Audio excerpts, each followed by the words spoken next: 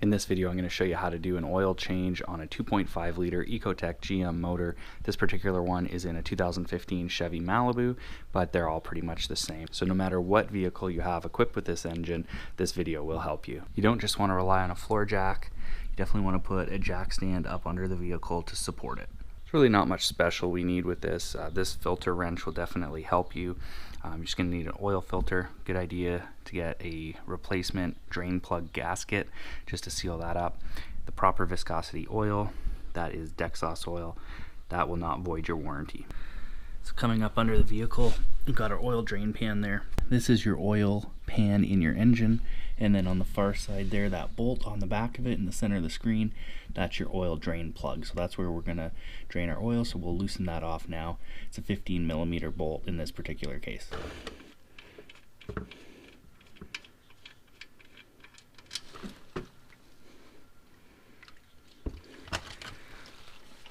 While that's draining, one thing to consider is the condition of your drain pan bolt. This is the one I pulled out. This is one off another vehicle. And you can see the head of it is kind of tore up there from using the wrong size wrench on it. So that's definitely something you're going to want to replace if it's in that type of condition. And then also underneath, like I said, we're going to replace that gasket there with a new one. So this one's the old gasket, the other one's the new one. You can see the difference in them. The one on the left there, the old one, is compressed quite a bit. So it's definitely something you need to replace. Just gone ahead and cleaned up the surface of that bolt, and I'll install the new gasket. So next thing to do is just prep our new oil filter.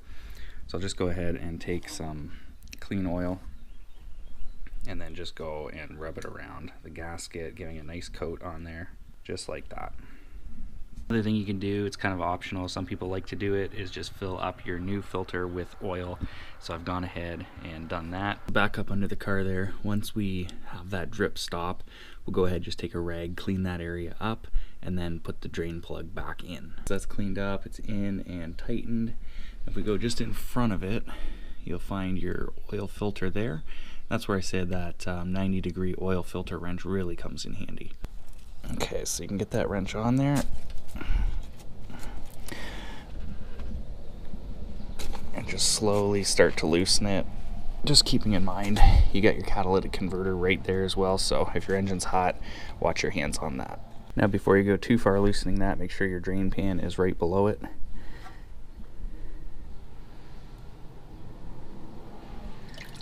And let that all drain out. You can go ahead, remove your filter. What I find easiest is just flip it upside down and dump it into your old oil. Good idea too, if you don't like your hands getting dirty, to wear some gloves. Next thing we'll do is come up to that mating surface and clean that off once it completely drains.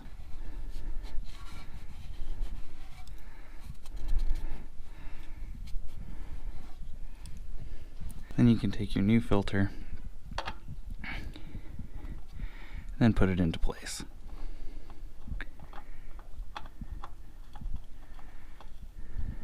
If you did fill it with oil, don't spin it too fast, otherwise the centrifugal force could cause the oil to come out, and you just need that to be hand tight. If there's any excess oil anywhere underneath, especially on any exhaust components, be careful, but make sure to wipe that up. You can pull your oil drain pan out and then go ahead and lower the vehicle. So come back up top here.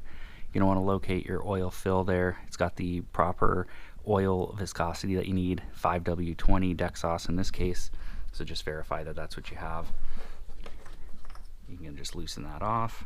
Then you can take a clean funnel, put that in, and start to fill it with oil. I generally like to go around, this is 5 quarts, so around 4 quarts, which is our bottom hash mark here. That's without an indicator, just below. That's generally where I like to start while the vehicle is on level ground as well. Put in about 4 quarts. That's your engine oil dipstick there. You're just going to pull that out now and check the level. When you're checking your oil level, what you want to do is just clean your entire dipstick with a rag and then focus in on those hash marks there. That's where you're going to want to have your oil.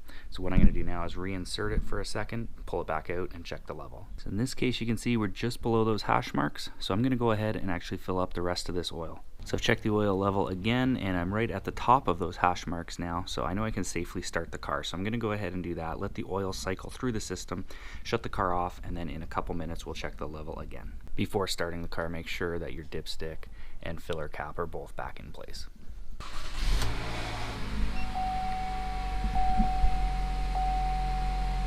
Just watch your oil light in the center display there in this particular vehicle. Make sure that it goes out. If it doesn't, then you may have a problem somewhere with oil pressure. So that's one thing to keep in mind while you do this. Let the car run for a minute or two, and then we'll check the oil level again. As you're letting the car run to cycle the oil through the system, it's a good idea to check underneath. Make sure that you have no leak from your drain plug or oil filter.